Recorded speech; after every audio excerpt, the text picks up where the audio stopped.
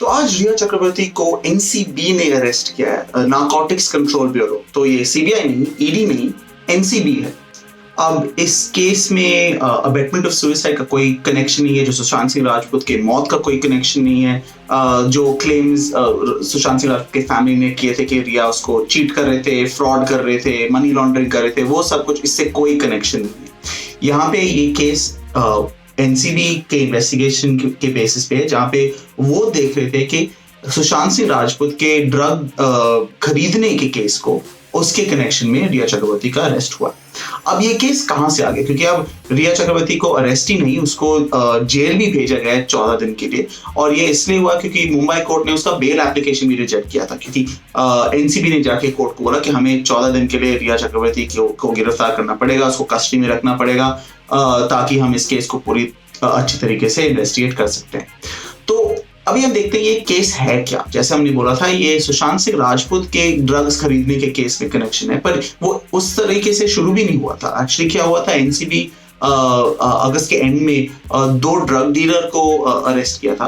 उनके पास कुछ गांजा था और काफी कम क्वांटिटी पर उनके पोजेशन में था, और उसके बाद उनको पता चला कि ये ड्रग डीलर हैं, ये बहुत सारे बॉलीवुड लोगों को भी ड्रग सप्लाई कर लेते हैं। अब इस केस को इन्वेस्टिगेट करते हुए उनको पता चला कि ये जो ड्रग डीलर्स थे वो ड्रग्स शोएब चक्रवर्ती को देते थे, ताकि वो जाके सुशांत सिंह राजपूत के जो मैनेजर है, सुशांत सिंह राजपूत के जो डोमेस्टिक सर्वेंट थे, जो हेल्प थे, उसको जाके ये ड्रग्स देते थे, ताकि सुशांत सिंह राजपूत इसको ले सकते थे।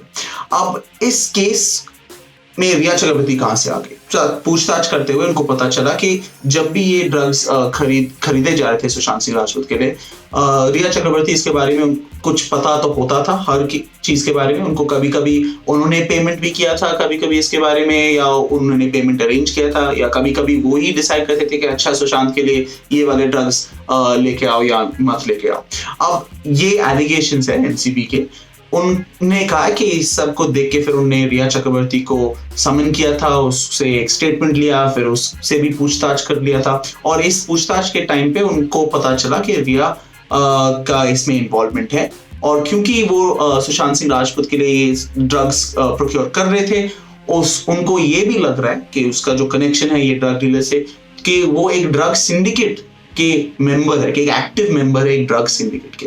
तो ये है एनसीबी के एलिगेशन रिया चक्रवर्ती के अगेंस्ट। तो कानून में ये कहां से आ जाता है, कानून में इसके लिए क्या सजा भी हो सकता है, इसको भी हम देख सकते हैं कि एनसीबी के जो रिमांड एप्लीकेशन है उसमें उन्होंने बताया हमको कि रिया को कौन से सेक्शंस के अंदर उनके अगेंस्ट ये केस लग रहा है। तो रिमांड एप्लीकेशन में लिखा है कि रिया चक्रवर्ती के अगेंस्ट केस एनडीपीएस एक्ट के प्रोविजंस के अंदर है। एनडीपीएस एक्ट है narcotic drug and psychotropic substances act 1985। तो ये एनडीपीएस एक्ट भारत में जो एंटी ड्रग्स का कानून है वो यही है। अब एनडीपीएस एक्ट के कुछ प्रोविजंस के बेसिस पे ये केस फाइल हुआ है रिया के अगेंस्ट। वो है section 8, section 20, section 22, section 27 capital A, और ये इंपॉर्टेंट है कि याद रखना चाहिए, और फिर 28 और 29। अब ये प्रोविजंस है क्या, 28 और 29 जो है वो तो बेसिकली अबेटमेंट के लिए है और कंस्पिरेसी के लिए। तो अगर आपने खुद जाके पेमेंट नहीं किया हो, आपने ड्रग डीलर से बात नहीं किया हो, पर अगर आपका कुछ इन्वॉल्वमेंट है वो ड्रग्स खरीदने के केस में, तो फिर सेक्शन 28, 29 आ जाते हैं। और इसलिए वो यहाँ पे, क्योंकि कुछ केसेस में रिया ने खुद एक्चुअली पेमेंट नहीं किए थे, इसमें प्रूफ भी शायद से नहीं होगा कि रिया का कुछ एक्चुअल इन्वॉल्वमेंट था। तो इन सब चीजों के बेसिस पे सेक्शन 28, 29 ऐड किए गए। मेन ऑफेंसेस यहाँ पे सेक्शन 8, 20, 22 और सेक्शन 27 कैपिटल ए।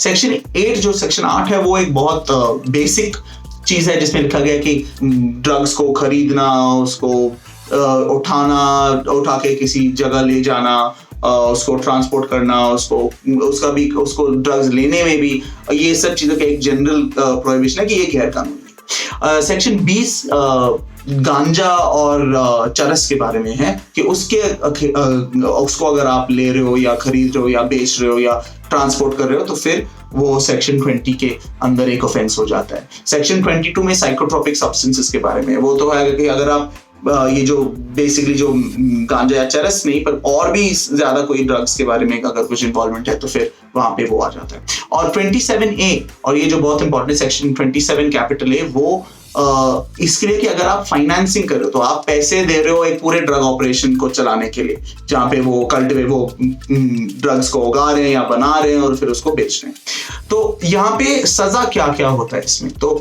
सेक्शन 8 जैसे हमने बोला वो उसमें भी एक बेसिक ही प्रोविजन है। तो उसके लिए अगर हम देखें स्पेसिफिक भी कोई सजा नहीं है, पर अगर एक्ट में देखें तो 6 महीने का सजा हो सकता है उसके लिए और 10,000 रुपए का फाइन। सेक्शन 20 और सेक्शन 22 जो है वो यहाँ पे ज्यादा इंपॉर्टेंट है। उनमें क्या होता है कि जो ड्रग्स का जो क्वांटिटी है वो रेलेवेंट हो जाता है। तो अगर जो ऑफेंस है वो उसमें बहुत सारे ड्रग्स इन्वॉल्व है, बहुत ज्यादा क्वांटिटी है, तो फिर वो अगर वो कमर्शियल क्वांटिटी है तो आप बेचने के लिए और पूरा ड्रग ऑपरेशन करने के, तो फिर वहां पे बहुत कड़ी सजा होता है। और अगर कम क्वांटिटी है तो फिर सजा बहुत रिलैक्स जैसे हो जाता है। तो यहाँ पे क्या होता है कि एनडीपीएस एक्ट में 3 टाइप के क्वांटिटीज हैं, small quantity, intermediate quantity, commercial quantity.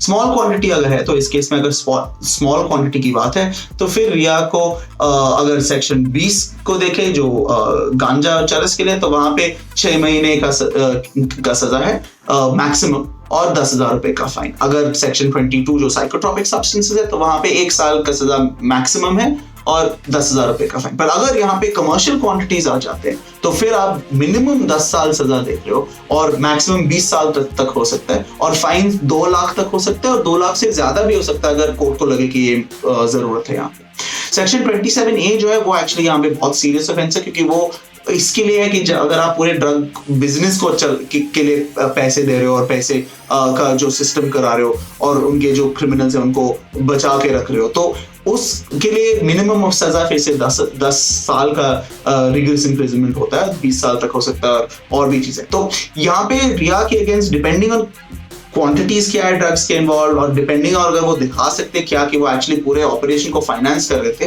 तो यहाँ पे उनके सजा में डिफरेंस पड़ेगा। अभी के लिए तो उनको ऑब्वियसली बेल के लिए उन्होंने एक बार कोशिश किया है पर कोर्ट ने माना नहीं। अब जो एनडीपीएस एक्ट में अगर स्मॉल क्वांटिटीज है तो उसके लिए बेल ज्यादातर नहीं मिलता है, सो उसके लिए ज्यादातर बेल मिल ही जाता है, पर अगर कमर्शियल क्वांटिटीज है उसके लिए बेल नहीं मिल जाता है। तो अभी क्योंकि कोर्ट के सामने भी पूरे डिटेल्स नहीं है कि कितनी क्वांटिटीज क्या क्या ड्रग्स इन्वॉल्व है, क्योंकि डिफरेंट ड्रग्स के लिए डिफरेंट क्वांटिटीज है, तो अभी हमें ये पता नहीं है कि क्या उनको बेल मिलेगा या नहीं किसी टाइम पे। सब अपडेट्स के लिए क्विंट को फॉलो करते रहिए। हम आपको ऑब्वियसली बिल्कुल सही सोच समझ के जो अपडेट्स दे रहे हैं, बिना ये सेंसेशनलाइजेशन, बिना ये विच हंट करके हम आपको इन्फॉर्मेशन देंगे, तो फॉलो करते रहिए।